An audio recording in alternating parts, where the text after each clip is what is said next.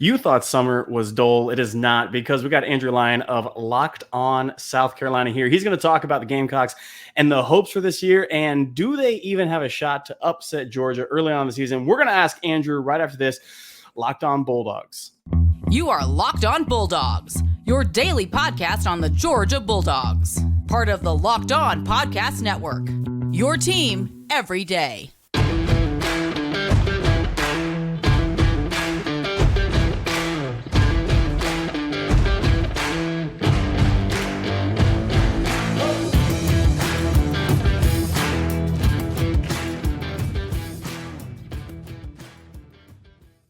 Welcome back, everybody. This is Clint Shamlin, Locked On Bulldogs. Daniel's gone. That's all right. We got Andrew Lyon of Locked On South Carolina here with us today.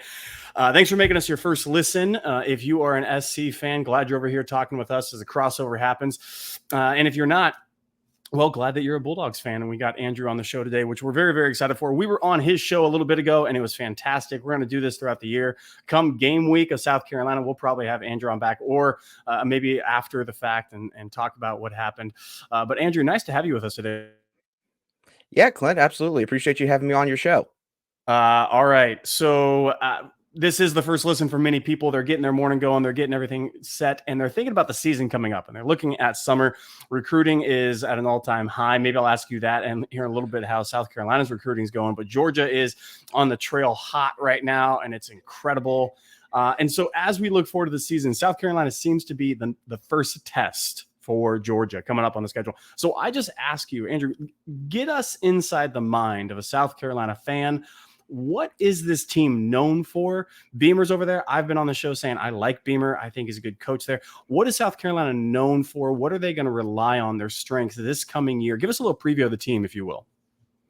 Yeah, Clint, for sure. So in terms of South Carolina right now, I think the main identity of this team, it is Beamer ball, which obviously starts with South Carolina special teams units. And I know that, Clint, a lot of football fans might scoff at the notion that a team is known for special, but trust me, watch a South Carolina game from beginning to end, and you'll see that special teams, it is a difference maker for the Gamecocks. They won multiple games this past season because of their special teams units, games against Georgia State at the beginning of the year when they struggled a little bit offensively to start. They won against Texas A&M thanks to some really big special teams play there. And obviously the Clemson game, which should have honestly gotten Kai Kroger the Ray Guy Award, but he wasn't even a finalist for that. I won't dive into all of that on this show. But point being, special teams is where it all starts for South Carolina. It's sort of the backbone of Shane Beamer's football program. And then in terms of 2023, Clint, it all starts with Spencer Rattler on offense. Spencer Rattler, of course, comes back after what a lot of people would term as a very inconsistent season, but obviously the very tail end of the season was extremely good. It's the Spencer Rattler that Gamecock fans were hoping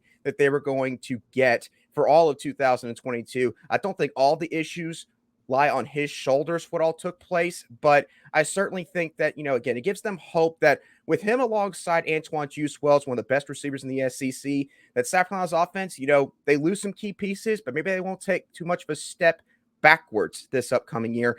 And then defense, they're still kind of trying to figure things out. The defense has been really good at forcing turnovers. The issue has been mainly stopping the run, and you lose some really key edge defenders from this 2022 squad. There's some question marks there, but honestly, Clint, when you look at the rest of South Carolina's defense, you can see that the depth is starting to get better. And in the SEC, of course, even if you got a good front line, you got to have a second string and third string that you can feel comfortable trotting out there on the field, and there's not going to be a big drop-off. So Beamer ball is still going to be the identity of this team in 2023. Offensively, you got some studs. It's kind of everywhere else where you need to see some other guys either take that next step, or you need to see some people, quite frankly, just step up and be SEC starters for you in 2023 if South Carolina's going to accomplish what they set out to do.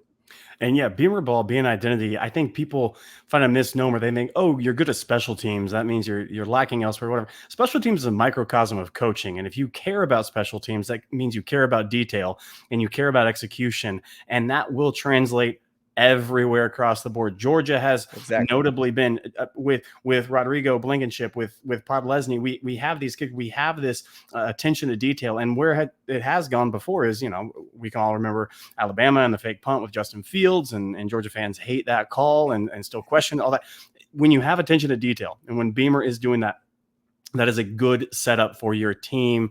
It reminds me a little bit what you're saying, a little bit of Missouri. Now, that's not a knock on South Carolina, because I think Luther over at Missouri is this incredible skill position player that can bust open games and can keep you in games. But then comes the trenches, and then comes the other secondary players, and you have to step up in order to win in the SEC.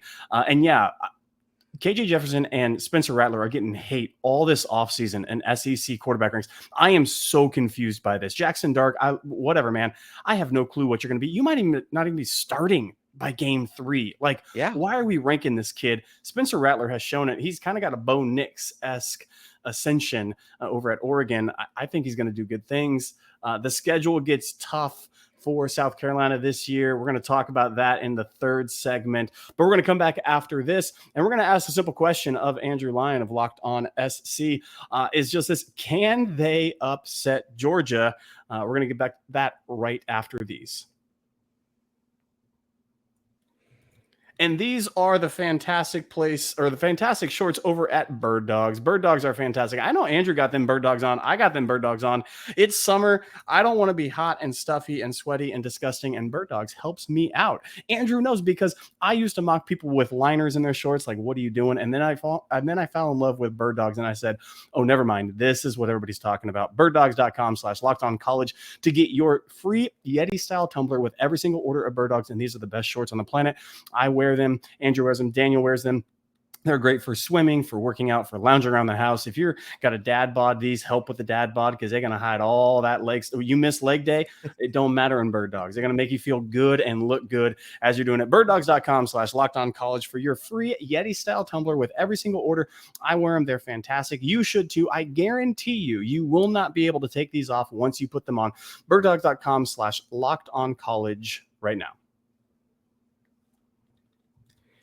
Andrew Lyon of Locked On South Carolina got the question for you, and Dog fans are previewing the season, and Dog fans are very, very high on the horse right now. We are all excited. We are making over bets on season win totals. We are very, very hopeful that it's going to be a perfect season. South Carolina, the first test really of a SEC rival or an SEC team that could do something. You mentioned Spencer Rattler and the attention to detail. Beamer, I know, has a lot of respect for Kirby. He wants to beat Kirby desperately. I swear, if Beamer beats Kirby this year and loses every single game, Beamer won't care. He just wants to beat it. So here's a question: can South Carolina upset Georgia? And if they do, what happened to make that take place? Clint, I'm never going to say that there's no chance that one SEC team could beat another SEC team. But in the case of Georgia right now, you need to have a lot of things go your way. So the path to South Carolina is possibly beating Georgia this fall. It has to start with Spencer Rattler. You know that Tennessee performance this past fall where he threw for over 400 yards and like 6 touchdowns. The offense scored like 63 points. That's right. Can you do that against Georgia's defense? Probably not. But you need at least like 75% of that, right? You need to have just a game where Spencer Rattler is just clearly seeing everything down the field. He's not making mistakes, and the offense is going to thrive off of that. Everybody else is going to piggyback on that momentum. On defense for South Carolina, again, it comes back to rush defense. Against Georgia, you know those big guys they got up front. They continue to reel in those guys on the recruiting trail, by the way. South Carolina fans know that in the worst way right now. But for the Gamecocks, you probably got to send the numbers. You got to take some chances, load up the box, and just try to see if you could get a free rusher in the backfield on every other player. So make Georgia have to convert some 3rd and longs. It was how South Carolina beat them back in 2019 when Jake Fromm was the quarterback. Now, I will say this. I think Carson Beck's got a much higher ceiling than Jake Fromm ever showed in Athens. However, Carson Beck is a new quarterback in the SEC. It is a different mentality that he's going to be carrying into this season compared to last year when he knew that he was going to have to wait his turn.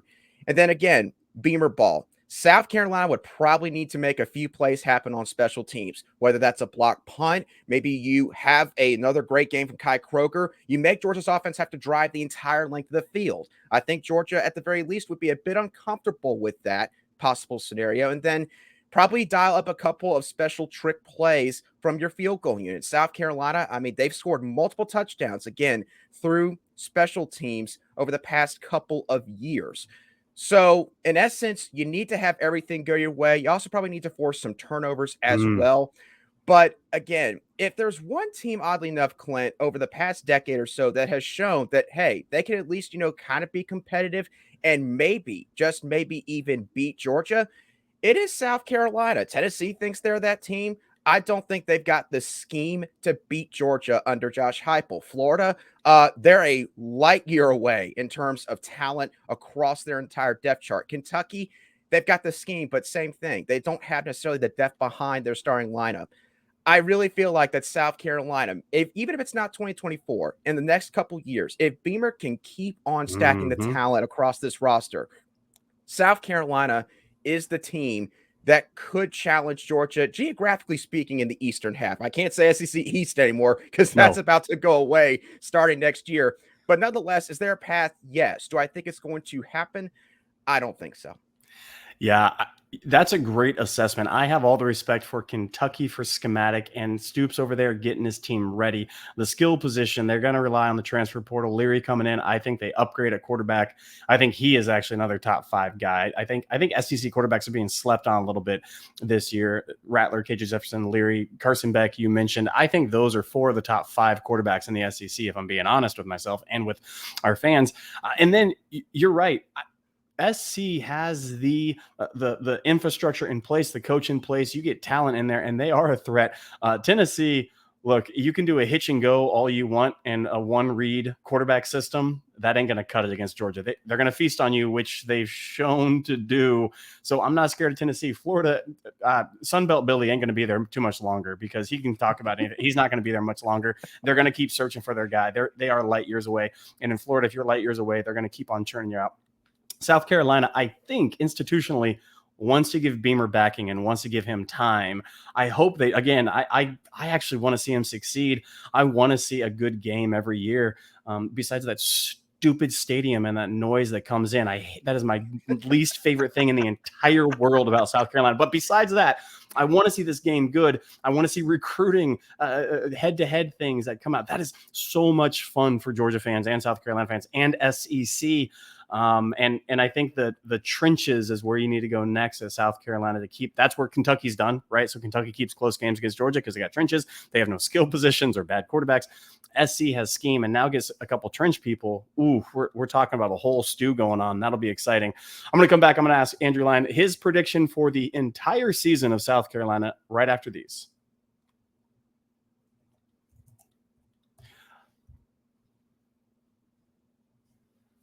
We are back, and I'm with Andrew Lyon, Locked On SE host. You can find him over on Twitter, @Lion_SC. Go interact with him. Go follow him. Get up to date. Get the previews for as we look forward to the season. All right, Andrew, again, I let slip, and it's not really a hidden fact. I think Georgia fans are looking at a perfect season going to the SEC championship, where I believe we'll be facing LSU again. That's my prediction. I think LSU is going to take down Alabama. I don't think Alabama has the chops at skill positions, and you can come at me all you want, but I see better skill elsewhere. And this just in, Brian Kelly might be the best coach on the West Side, and I don't mind saying it.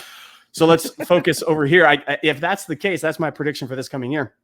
What is your prediction for South Carolina, the whole season win totals? What do you see as a success this year?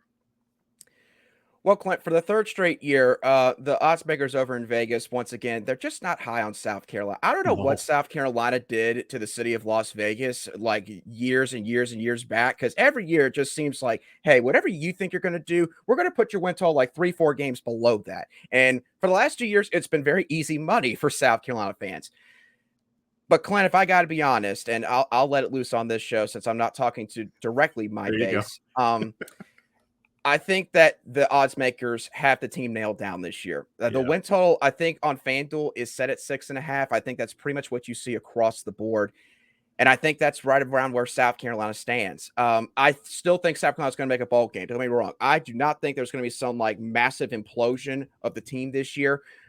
But I worry very much about the trenches, Clint. The offensive line, look, South Carolina's offensive line for years, it has not been a unit that South Carolina fans have been able to necessarily tout across the board in the SEC. But this past year, they had a lot of experience. They had a lot of guys that were 5th-year seniors, even a couple of COVID 6th-year seniors. They lose those guys. They lost over 100 combined starts from their offensive line unit this past year. And Jeez. the guys behind them, quite frankly, very few guys I see that can go in there right now and play high-level SEC football. Shane Beamer has done a great job of recruiting the offensive line. You look at the 2023 class led by Marquis Anderson, Cam Pringle, Josiah Thompson are two guys that I think Georgia fans will recall in terms of recruiting. Those guys are coming in as long as you hold on to them, of course, leading into signing day. So it's going to get better. But South Carolina fans are going to have to grin and bear some really bad offensive line play, in my opinion, before it does get better. And I think you're going to see that this year. I like the skill positions offensively. Of course, again, Spencer Rattler is going to lead the charge there. Defensively, I really do think that South Carolina's defense, I'm not going to say they could make a Missouri-type jump like they did last year, but I really think this defense could surprise some people in terms of the improvement they could make. Again, the edge defender position, a little bit questionable in terms of proven depth and experience, but defensive tackle, linebacker, secondary, I like the pieces South Carolina's got there, and then special teams. So my overall point here with all this, because offensive line play is questionable, and because I could question pass rushing for this team, I think that's going to lose them a lot of close games this year. And I think that this team's probably going to go 6-6. If there's a game I could be wrong about, maybe you could say they'll get Kentucky the week before Clemson, but I think it's just a tough spot. You got to get past Missouri. If you want to be taken serious in this conference, you got to stop losing to the Diet Coke drinking Eli Drinkwitz up in Columbia, Missouri. So, I just think that, Clint, it's going to be a bit of a rough year for the Gamecocks. I think there'll be some bright spots, but I just feel like that some things are going to really have to fall the Gamecocks' way in terms of player development, and maybe some things not going some other teams' way in this conference if they're going to either match their win total or exceed it in 2023. That's exactly right. You said, I think you're right. That's 6.5 wins. Vegas has nailed down a little bit. I look at the schedule. I said it was a tough schedule. Again, you don't get the road games that you want or the home games that you want. It's kind of inverted this year for South Carolina. Yeah. And that's going to be a rough go. I actually think to begin the season, I have penciled in that UNC South Carolina game is going to be a good one in my book. Again, I think if they are to get above 6.5 wins, get that 7/8 win, Spencer Rattler is going to have to go off. He's going to have to take that next giant step. And if he does take that next giant step, you might only get 7-8 wins, but Spencer Rattler is going to be a first-round draft selection by somebody coming back in if he is able to get to those 8 wins. Yeah. Because you look at this, you have to beat Missouri. And Eli Drinkwitz, by the way, I talk about another guy. Sunbelt Billy and Eli Drinkwitz might be gone after this year. I don't know which one to do there. I think Florida is a very, very, very, very gettable game. I think that's almost win. And A&M too. Don't ever sleep on the fact that Jimbo Fisher hates winning. And so that's always in play as well. And so if you look at this all the way through, I think Kentucky, if you can go ahead, you were talking about that safety kid when I was over on your show. Let the dog fans know who that safety kid is, because I've done some more research. He's got some game to him. Who's that player back in the secondary that's really, really good for South Carolina? Nick Emenworry. I think if he shows up and he's able to keep Leary within the pocket and keep it confined to those, I think they do have a shot there. Clemson is going to be real good. I have Clemson going to the playoff this year. I think with the quarterback switch over, it's going to be good. I really hope I will be pulling for South Carolina to get that first one. And a little sneak peek, I will be betting South Carolina probably on that spread against North Carolina, more than likely, especially early on in the season. I like it a lot. He is Andrew Lyon. Andrew, tell the folk where they can interact with you, where they can get in touch with you. Yeah, well, Clint, as you mentioned earlier, you can find my personal account on Twitter at @Lion_SC. The Lion is spelled Lyon, not Lion. If you do that, you're probably not going to find me. You can also find the Locked On Gamecocks podcast at Locked On _S_C. You can also find me on Threads if you interact over there. If you spend most of your time over there now, I'm also on that account as well. I believe that's Lion98, all lowercase. And of course, you could also find us wherever you get your podcasts, whether that's YouTube or on audio podcasts. Fantastic. Go give him a follow. Go subscribe to his channel. Help the boys out over at Locked On. We do enjoy ribbing each other, but we also love listening to other SC fans. This is for fans by fans. The 199, if you're here, you're part of the 199. The loyal third segment listeners know all about for fans by fans, because Andrew's a fan, I'm a fan, Daniel's a fan. We're all here doing that. This has been Locked On Bulldogs, part of the Locked On Podcast Network. We will see you all next time.